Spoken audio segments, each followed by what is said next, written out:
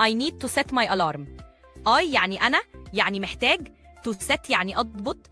My alarm يعني المنبه بتاعي. I need to set my alarm. I need to set my alarm. ممكن تقولها بطرق تانية زي I have to set my alarm clock. I have to set my alarm clock. يعني أنا يعني have to أو لازم. set يعني أضبط. My alarm clock يعني المنبه بتاعي. I need to put alarm يعني أنا. need يعني محتاج. to put يعني أضع.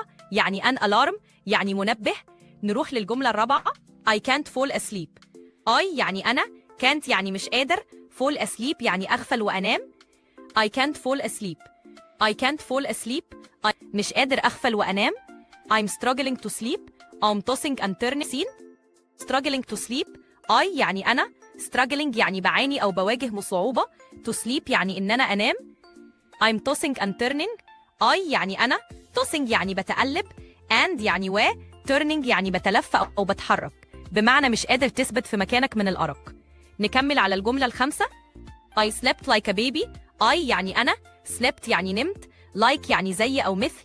a baby يعني طفل رضيع. نمت نوم ملوش حل.